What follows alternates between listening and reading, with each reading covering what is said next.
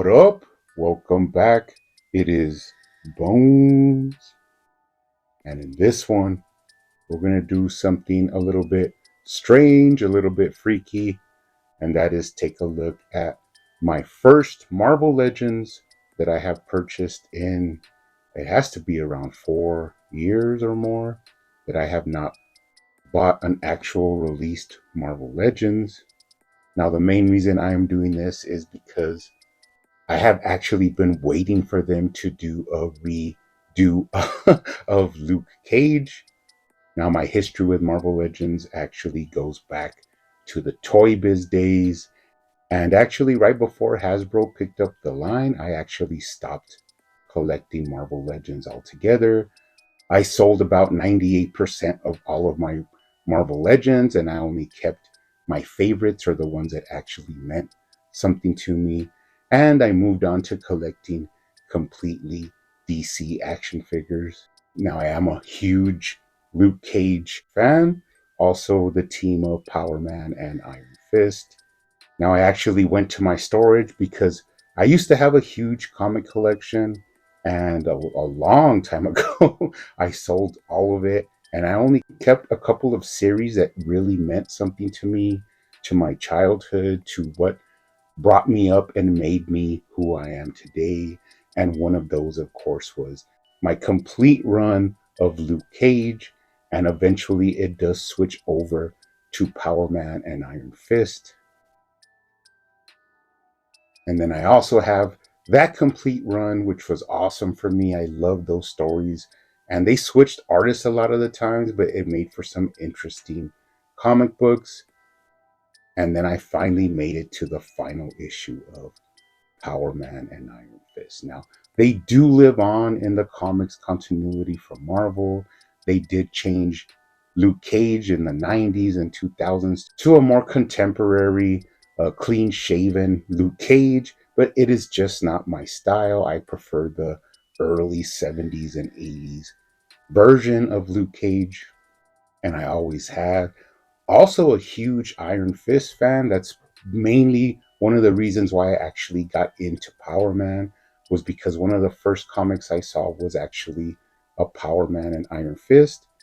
And I loved the character so much that I actually went back, collected the whole Luke Cage run, and then went into Power Man and Iron Fist, or as they are more notably known as Heroes for Hire. Big influence on me growing up. I don't need companies telling me who I should like or who they they would like me to like. I like who I like. It doesn't matter what anybody else says. It's just my preference of characters that I actually enjoy.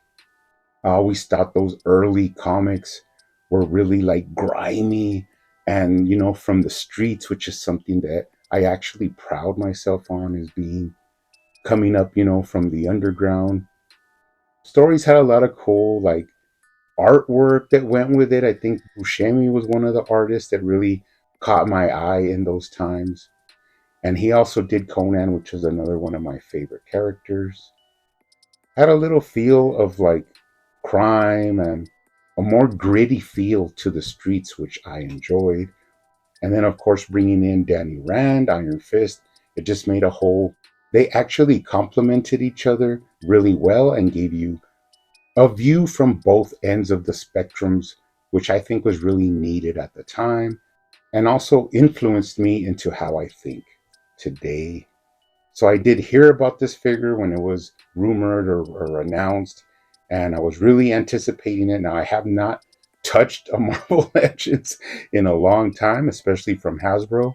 So this should be pretty interesting. I'm going to try and do it as a regular review, although I will be showing comparisons with, I think I decided to use Black Lightning from McFarlane. So let's go ahead and actually bring him in. He will be throughout the video. And then, of course, my Toy Biz versions, which is the Luke Cage. Now, this is my custom one because, of course, when Toy Biz released their Luke Cage, they went with a more first appearance of the costume, where he had black pants, yellow trim on the boots, and that is actually from the first couple appearances of Luke Cage.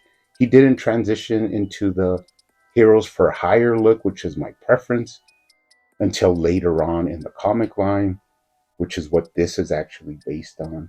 Now, there was a variant of this figure that was like impossible to find. And I did my own little take, on my custom Luke Cage, where he has a silver shirt, which is kind of off of that variant. Now, that variant actually had a silver shirt with navy kind of blue pants. But as I said, that one was pretty much a myth and legend. I never saw that. And if you look for it right now, there's hardly any anywhere to buy. It'd be real random if you were to find an actual variant release. But I do love this figure, and I actually did my own little details. Like I made another fist for him. And I've actually owned this figure for a long time. I have an old picture where I just randomly took a picture of him because I really enjoyed him. But we will be comparing these to this release as we go along through the review. Now, starting off, he doesn't really come with much. He does come with two alternate hands, which are sort of these gesturing hands, which I don't think really makes sense for Luke Cage. I mean, you could use them to take some photos and stuff, but I really think they should have matched them up with some, I call them man strangler hands, like these sort of like, gripping hands. These probably would have been better and more suited to the character of Power Man, Luke Cage.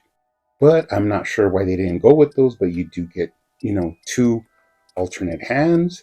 And then you get also this foot for some kind of Build-A-Figure, which I'm not sure, I'm never going to use. So there's that. But let's go ahead and take a more detailed look at this figure. Doesn't feel too bad in hand. I thought it was going to feel really light. It is pretty light, but not as light as I thought it would be.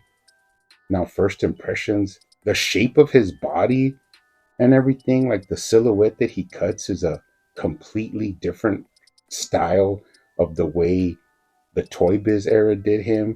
In the Toy Biz one, he had more of a V taper, and where you could see all of his musculature coming through that, custom silk shirt that he would wear. And honestly, appealing to the eye, it definitely has to go to the Toy Biz version. Besides the paint apps that one has to give it like some shade and tone, like I said before, just the aestheticness of that Toy Biz figure will never be matched. I mean, just by looking at their backs as well, this guy's back is basically like a deck of cards, while the Toy Biz back is definitely has that awesome shape and V taper, which is more appealing to me. But I mean, this is a Hasbro version of a character. They try and do it more plainer and simpler, a more comic style take on the character. Definitely missing his little drawstrings at the bottom where his shirt meets and ties together. You're missing that little detail. And of course, it is just a bland yellow with pretty much no accent. The only difference of color would be the different parts are molded in a little bit different shades, which is another glaring thing, is that the head, the chest, and the hands do not match the same skin tone. They are pretty off. You can actually see it in hand right away. And I even think the alternate hands are like a weird color as well. Oh well, that's first impressions. Let's take a look at the head sculpt. Another thing, I'm not a big fan of the just emotionless, static face that they went with.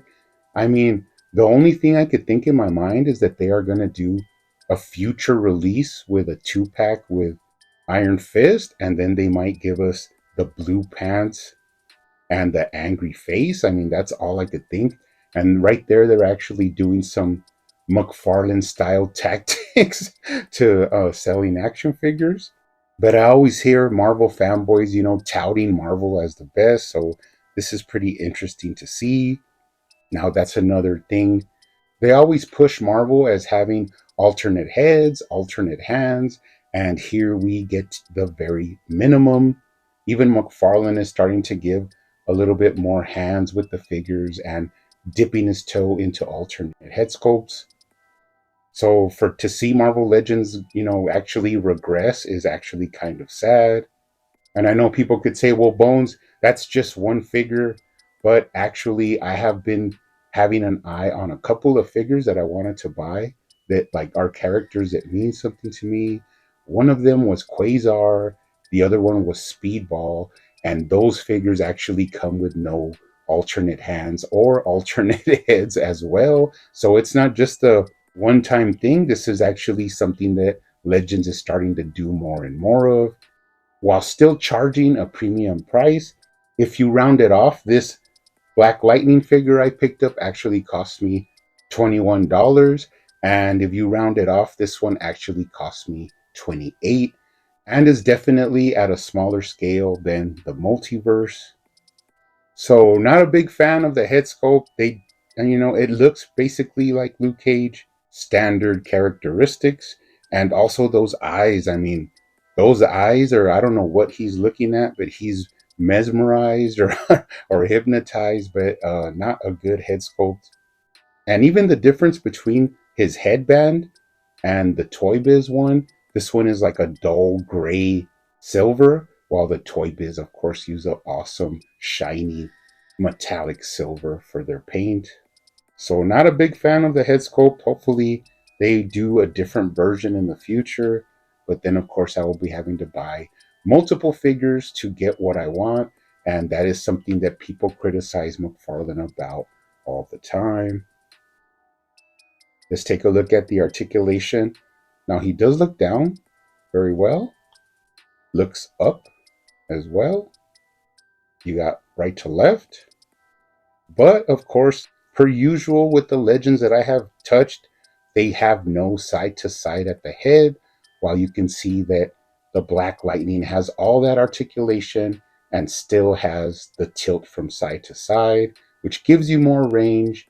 And I really think they should look into using completely barbell pins in their heads. This is just ridiculous.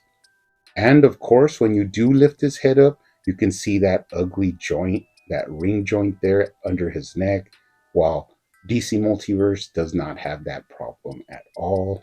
Now let's go ahead and move down. You got that shirt. Now they decided not to do any kind of cut inside this shirt. So if you look at the waist articulation, it's just one ball at the bottom, which really minimizes his articulation. He has slight side to side, but is not much. No forward crunch to speak of, and that also in turns to no backward crunch to speak of. Now, I know this is a shirted figure, so it's a different design than the Black Lightning, but as you can see, the Black Lightning has a wide range of articulation at the waist, side to side, tilt to whirl at the waist, and of course, a crunch and a lean back. So, not to pick on this figure, but they really did a bad job in executing this version. Even the Toy Biz has a cut underneath the chest. It is that old, horrible kitchen stove cut that Marvel Legends used to use a lot, but at least that is some kind of movement, while this actually negates a lot of the articulation. So, not too happy with that. Let's take a look at the shoulders. Kind of weird because they have no up and down to speak of at the shoulder, but they do have a little bit of front to back. But if you look at the DC Multiverse, of course, they have that socket and bushing articulation that gives you a lot of range, and at the same time actually covers the gap in between the shoulder and the chest. And that is a big glaring problem here with this Luke Cage figure, is if you do any kind of movement at the arms, you actually see the skin peeking through underneath, which is not ideal. Now, I had an idea to actually pop this arm off and put a bushing and paint it yellow so you could see what it would actually look like with a bushing in there. But surprisingly and unsurprisingly, Marvel Legends have a different setup. And when I tried to pull the arm out after I heated it up, basically only just the bicep came off, which was not was not fun. But yeah, you are not popping off these arms as simply as you would do a DC Multiverse. Now, usually when they design the multiverse figures, they make the cut around the shoulder so that when you move the shoulder, there is actually no gap. Now, I do have this Red Hood as an example where the way they cut it, it minimizes the gap between the shoulder. But they also do have a ring inside there to close that gap even more. And of course, this Luke Cage has none of that. So that's pretty sad. Now, moving down into the hands here, another, problem I have with these hands is that they are single hinged. So even, if you look at the hands, they only have one direction of hinging. And when you pop them in, which you can actually do pretty easily, the bad part is that even though you could pop them in and out easily, there is minimal articulation at the wrist. While the McFarlane figures, of course, have that 4 ways of articulation, a clean design, a clean silhouette, and they work awesome with that sculpted ball joint. So Marvel Legends, once again, not up to par with the wrist articulation. And that goes into the arm. These are pinless figures, and while I do appreciate pinless figures, I have noticed something about pinless figures, and that is that although they are double jointed, when you actually go to bend them, they do not collapse down on themselves. So you don't get that full range of articulation.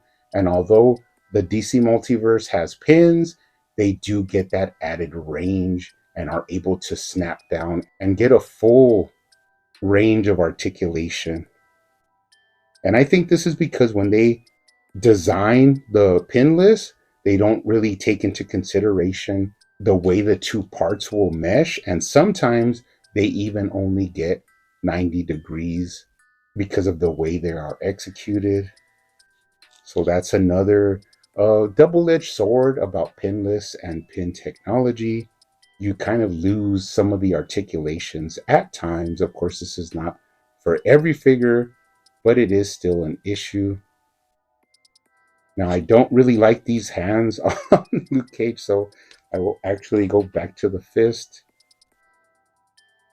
And once again, you could see no articulation at the hands at all. Pretty minimal articulation there. Now, you can get him in a classic T-pose, but of course, you see the gap under his arms. You can get his arms above his head pretty simply, which is nice, but of course McFarlane has all of that same articulation. Now let's go ahead and move down. I love the chain. It's wrapped around his waist, but it is movable. You can move it from side to side or get it out of the way.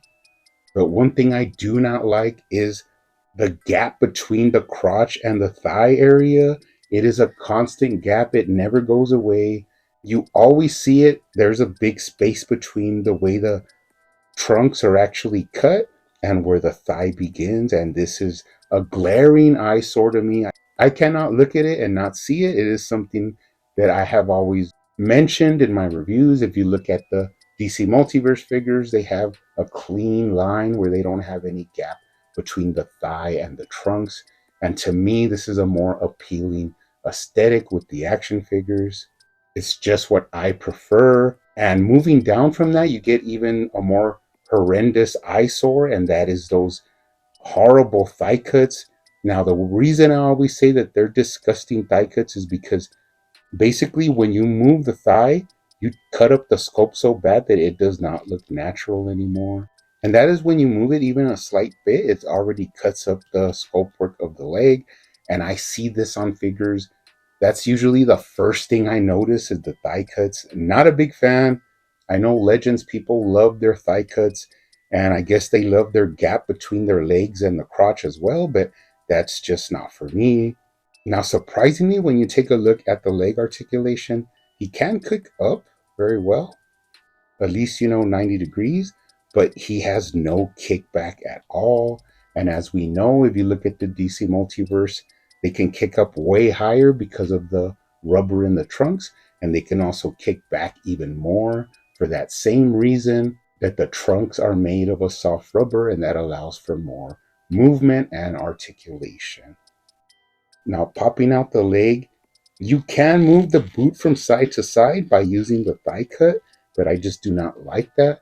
But luckily, we all know that Marvel Legends are known for their boot cuts, and you can. Oh man, this is this is sad. He has no boot cut, which is something that Marvel Legends people are always clamoring about. That they have a boot cut, that they could swivel it here, and sadly, this figure does not have a boot cut. I can't believe that Hasbro is actually charging you guys more than they originally did for less parts, less articulation, basically no paint to speak of. And I mean, eugh, that's pretty bad. So no boot cut as well. So the only way you can move his leg from side to side is by using that hideous thigh cut. Now you do have some nice double jointed knees, but once again, they barely go past 90 degrees because of the way they are designed. But they don't have pins, so I guess that's a positive. You can move the foot up and down really smoothly. You can move them right. Oh, no, you can't move it right to left either. I don't know why, but you do have a rocker at the ankle, which I mean, I guess that's better than nothing. And of course, you do not have any toe articulation, which even Toy Biz had at the time. This figure does not have any any at all. So pretty disappointing leg articulation. Before we go, I usually look at the complete lower body, but by looking at this complete lower body, all I see is the ugly crotch gap, the disgusting thigh cuts, and these hinges that are on the back of the ankles and on the front of the ankles, which are kind of reminiscent of the neck hinge, that once you move the foot, you right away see that hinge, while DC Multiverse, of course, has some slight lines, but you basically have a beautiful sculpt design from the top of the boot down into the foot. So nothing really exciting there. No paint, minimal sculpt work. Yeesh. Take a look at him from the bottom. No tread, but he does have some identifying marks. Coming up through the back. Once again, I mean, minimal sculpt work. Nothing to really talk about. Just little, sculpt work like to show the wrinkles in the costume and the boots. But I mean, nothing, no texture, nothing. Not even any sort of stitching lines to make it feel like that these are actually pants. Even the Toy Biz has a stitching done into the legs, even though they have those horrible ball hip joints, but they just look a lot nicer with a little bit, that little, chef's kiss of detail in there. Moving up through the back, I don't want to talk about the back again, but like I said, this guy has a flat back, while the Toy Biz version actually has a beautifully sculpted and beautifully musculatured back, which I am actually a big fan of. So, this is not really the best Marvel Legends I have ever seen. It's kind of sad because this is actually a character I do really enjoy. Now, you can actually take the head and place it on this body. And let's go ahead and bring out, you know, Iron Fist just to get the little shot going. But this doesn't look too bad with that alternate Toy Biz head. He does look angry. It kind of fits well, especially with the Iron Fist next to him. Now, the Iron Fist figure is another figure I really enjoy. There is an alternate red version. Now, this is actually in the comics where his chi gets changed, and towards the end of the run, he sometimes wears this red costume a lot. But it's a fun little alternate color for Iron Fist to have in your collection. Now, I don't know if in the future Legends is going to go ahead and do a classic costumed Iron Fist, because I do know that there are some other versions of Iron Fist. I may actually go back and pick some of those up. But who knows if they're going to do a future one to match with this Luke Cage Power Man. So, can't really give them high marks for anything. Not for the head sculpt, not for the articulation, not for the paint details, not for the sculpt details. He's just a Marvel Legends, and that's basically why I have stayed away from Marvel Legends, especially now that I feel that the collectors are getting less for their money than they did before. So yeah, I'm good with Marvel Legends unless it's a character that I really want, like Iron Fist. I'm actually thinking of picking up another Toy Biz one to actually have him in his original release where he has the black boots and the yellow trim because of course I customized both of mine. So I don't really need another one of these Luke Cages. If I ever see it on sale for $10, I may pick up another one, but I actually might wait until they release a future 2 pack with the correct costume and an angry face sculpt and a more comic book styled Iron Fist. But you guys keep hunting out there, keep collecting, keep customizing, and I will see you on the next one.